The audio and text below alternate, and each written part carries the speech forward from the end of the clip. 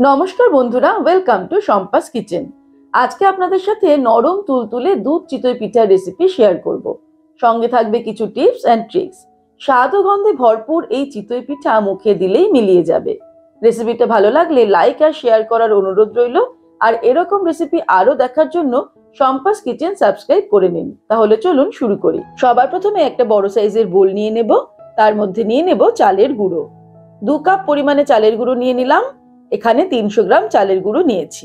এবারে চালের গুঁড়োর মধ্যে অ্যাড করে দেব নুন। 1/2 টিস্পুন পরিমাণে নুন দিয়ে দিলাম। এবারে নুনটাকে ভালো করে চালের গুঁড়োর সঙ্গে মিশিয়ে নেব। তারপরে আমরা চিতই পিঠের জন্য ব্যাটার তৈরি করব। এবারে আমি নিয়ে নিয়েছি গরম জল। গরম জল দিয়ে আমরা এটাকে মাখবো। জলটা এরকম যে হাতটা ডোবানো যাচ্ছে ঠিকই, কিন্তু হাতটা ডুবিয়ে রাখা যাচ্ছে না। অল্প অল্প ধুয়েও কিন্তু উঠছে। এইরকম গরম জল দিয়ে আমাদের ব্যাটারটা মাখতে হবে। তবে আপনারা এরকম হাত দিয়ে মাখতে না পারলে একটা উইক্স নিয়ে নিতে পারেন। আমি হাত দিয়ে চেষ্টা করছি, যদিও হাতে গরম লাগছে বেশ খানিকটা। হাত দিয়ে মাখলে ব্যাটারটা ভালো মাখা হবে। 3 কাপ জল ব্যবহার করে এইরকম ব্যাটার একটা তৈরি করে নিয়েছি। এই ব্যাটারে কিন্তু কোনো লাম্পস নেই, তবে ভালো করে ব্যাটারটাকে ফেটিয়ে নেব। আর এই গরম গরম অবস্থাতেই কিন্তু ভালো করে ফেটিয়ে নিতে হবে। যত ব্যাটারটা আমরা ভালো মতো ফেটাবো, চিতই পিঠাটা কিন্তু ততটা সুন্দর ফুলবে আর সফট হবে। 2-3 মিনিট ব্যাটারটা ফেটানোর ফলে ব্যাটারের টেক্সচারটা কিন্তু একদম চেঞ্জ হয়ে গেছে। খুব সুন্দর স্মুথ হয়ে গেছে, অনেকটা ফ্লাফি হয়ে গেছে। কালারটাও চেঞ্জ হয়ে গেছে, দেখতেই পাচ্ছেন। আর এই রকম ফেটাতে ফেটাতেই কিন্তু ব্যাটারটা ঠান্ডাও হয়ে যাবে, সুতরাং আরো সুন্দরভাবে ফেটানো যাবে।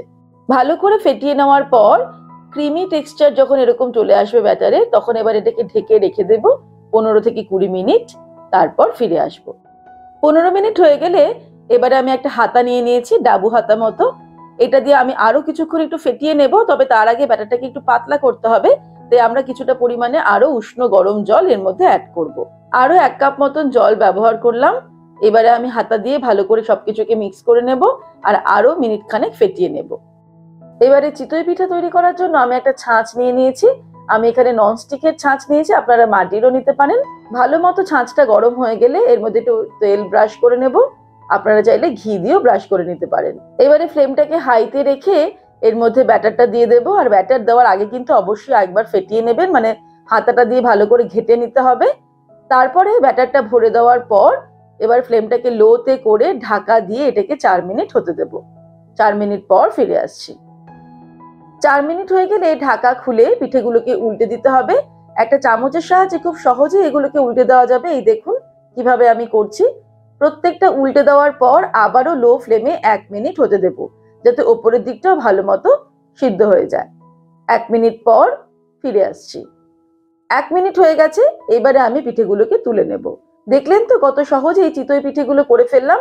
এইভাবে সম্পূর্ণ ব্যাটারটা দিয়ে আমাদের চিতই পিঠেগুলো করে নিতে হবে। এক এক ব্যাচে চিতই পিঠেগুলো হতে 5 মিনিট করে সময় লাগছে।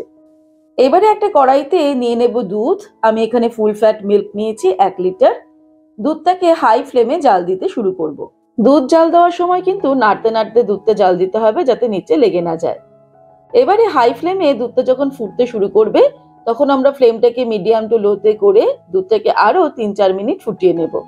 লো ফ্লেমে আরো 3-4 মিনিট দুধটাকে ফুটিয়ে নিলাম। চিতই পিঠের জন্য কিন্তু দুধটাকে খুব বেশি ঘন করলে চলবে না। এবারে আমরা এর মধ্যে দিয়ে দেব পাটালি গুড়।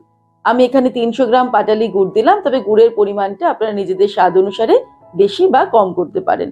গুড় দেওয়ার পরে আবারও নাড়তে নাড়তে রান্না করব, যতক্ষণ না গুড়টা সম্পূর্ণ দুধের মধ্যে মিশে যাচ্ছে। ব্যাস, দুধটার মধ্যে কিন্তু গুড়টা সম্পূর্ণ গুলে গেছে, মিশে গেছে। এবারে আমি ওভেনটাকে অফ করে দেব।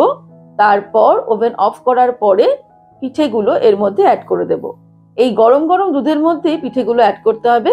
পিঠেগুলো খুব একটা গরম নেই, অল্প অল্প ঠান্ডা হয়ে গেছে, তবে গরম দুধের মধ্যে পিঠেগুলোকে ডুবিয়ে দিতে হবে। পিঠেগুলোকে ডুবিয়ে দেওয়ার পর মিনিমাম 4-5 ঘন্টা রেখে দিতে হবে। তাহলেই কিন্তু পিঠের মধ্যে ভালো মতো দুধটা ঢুকে যাবে আর পিঠেগুলো একদম নরম তুলতুলে হয়ে যাবে। ব্যাস, তৈরি হয়ে গেল খুব সহজে দারুণ স্বাদের দুধ চিতই পিঠা রেসিপি। এবারে আপনারাও বাড়িতে এইভাবে দুধ চিতই পিঠা বানিয়ে দেখতে পারেন। আশা করি পরিবারের সকলে খুব মজা করে খাবে। এরকম রেসিপি আরো দেখার জন্য শম্পাস কিচেন সাবস্ক্রাইব করে নিন। আর রেসিপিটা ভালো লাগলে লাইক আর শেয়ার করতে ভুলবেন না। ভালো থাকবেন, সুস্থ থাকবেন। আমি আবার হাজির হব নতুন নতুন রেসিপির সঙ্গে। নমস্কার।